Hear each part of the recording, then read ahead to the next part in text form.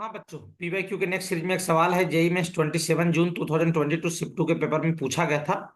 Question क्या है? The number of point of intersection of modulus of Z minus bracket में 4 + 3i equals to 2 and modulus of Z plus modulus of Z minus 4 equals to क्या 6। ये दोनों से जो curve equation बनेंगे, जो जेड का लोकस होगा, वो दोनों का नंबर ऑफ इंटरसेक्शन पॉइंट बताना है। तो सबसे पहली बात आपको मैं बता दूं कि कभी भी ऐसा लिखा रहे कॉम्प्लेक्स प्लेन में या कॉम्प्लेक्स नंबर में, modulus of Z minus Z nought equals to R. ये सर्कल को रिप्रेजेंट करता है। किसको? सर्कल को, जिसका सेंटर क्या होता है? सेंटर होता है जेड नॉट, और रेडियस क्या होता है इसका? आर होता है। तो पहला वाला इक्वेशन देखो, फर्स्ट वाला इक्वेशन लिखा गया है modulus of Z minus 4 + 3i का मॉडुलस इजिकल्स टू क्या 2i। तो ये सर्कल को रिप्रेजेंट कर रहा है, जिसका सेंटर क्या है? सेंटर है सर 4, 3, और रेडियस क्या है 2 है। तो पहला वाला तो अपने समझ में आ गया कि पहला वाला लोकस क्या है सर? सर्कल है, जिसका सेंटर क्या है 2, 3। सेकंड वाला क्या है इसको देख लेंगे बाद में, पहले एक बात को समझ लेते हैं, उसके बाद उससे कनेक्ट कर लेंगे इसको। सही है? हाँ सर। कभी भी कॉम्प्लेक्स प्लेन में या कॉम्प्लेक्स नंबर में ऐसा लिखा हुआ है modulus of Z minus Z nought, modulus of Z minus क्या जेड 1 प्लस मॉडुलस ऑफ क्या Z minus Z 2 equals to, मान लो 2a लिखा हुआ है, 2a लैम्डा जो भी लिखना है लिख लो, कोई दिक्कत नहीं है। सही है? हाँ सर। तो ये दो चीजों को रिप्रेजेंट कर सकता है। इफ, सुनना ध्यान से, distance between Z1 and Z2, ये दो लोकस को रिप्रेजेंट कर सकता है, और वो चेक करना पड़ेगा। सही है? इफ डिस्टेंस बिटवीन क्या Z1 एंड Z2 इज, पहला नंबर इक्वल्स टू कितना, 2, इक्वल्स कितना हो जाए? 2a हो जाए। Z1 और Z2 के बीच का डिस्टेंस क्या हो जाए? 2a के बराबर हो जाए। तो ये किसको रिप्रेजेंट करेगा? Then Z lies on line segment, then Z lies on क्या line segment joining joining Z1 and क्या Z2।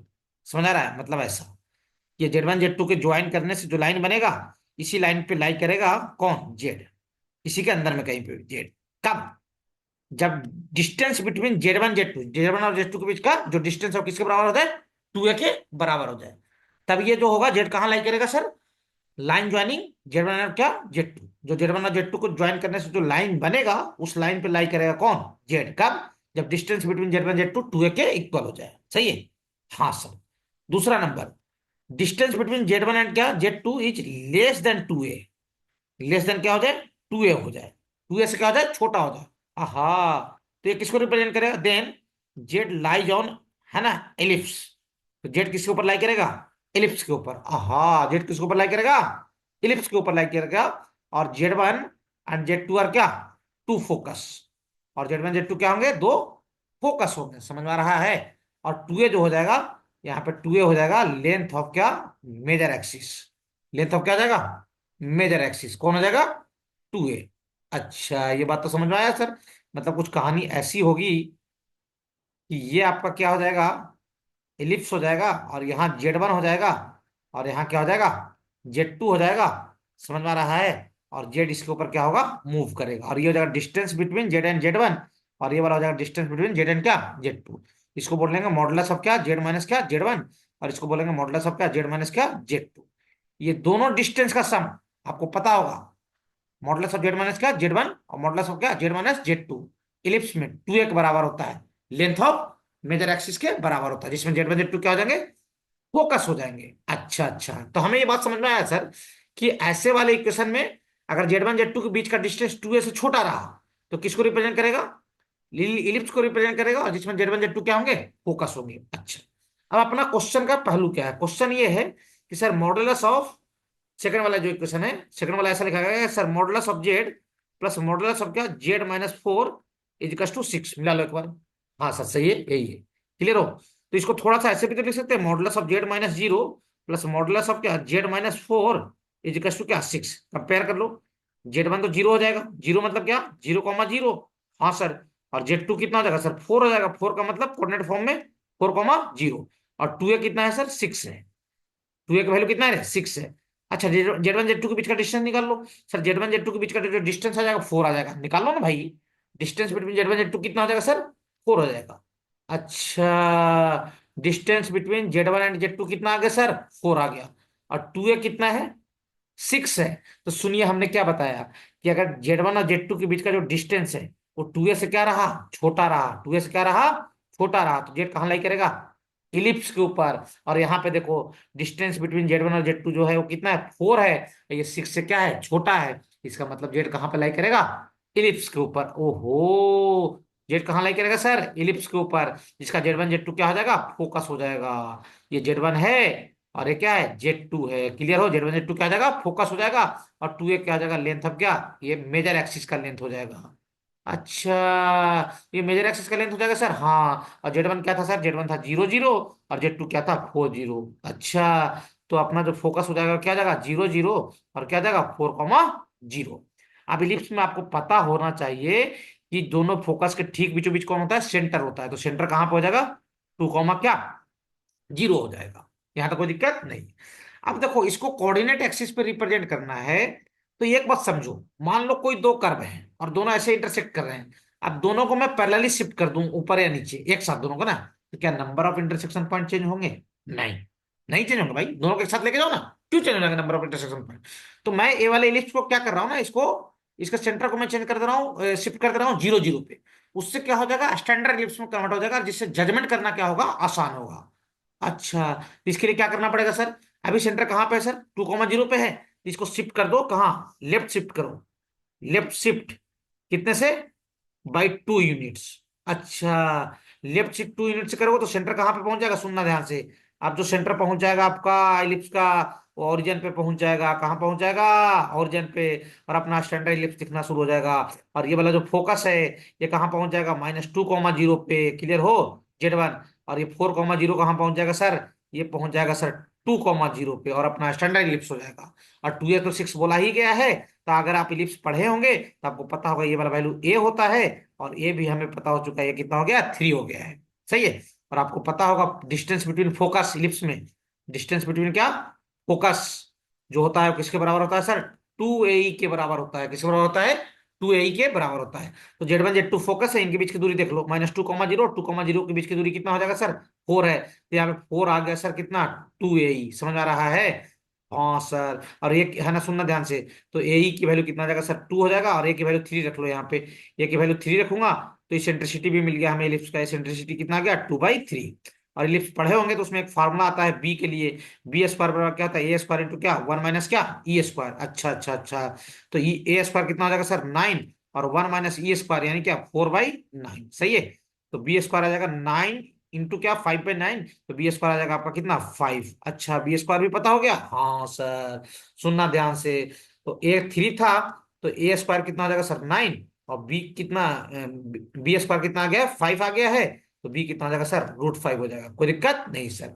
अब इलिप्स अपना बन के तैयार। सुनना ध्यान से, सुनना ध्यान से। अब इलिप्स जो बनेगा कुछ ऐसा इलिप्स बनेगा। अच्छा, इसमें A 3 है, बी कितना है, √5 है। मतलब ये जो आपका इलिप्स बनेगा वो कौन सा इलिप्स बनेगा, हॉरिजॉन्टल इलिप्स, है ना। क्लियर हो, हाँ सर। एक्स एक्सिस वाला जो लेंथ है A² जो है वो क्या है, B² से बड़ा है, तो हॉरिजॉन्टल इलिप्स बनेगा। और कुछ ऐसा बन जाएगा, सुनना ध्यान से। 1 मिनट, अच्छा डायग्राम बना रहा हूँ। कुछ अपना हॉरिजॉन्टल इलिप्स बनेगा और कुछ इस टाइप से बनेगा, सुनना ध्यान से।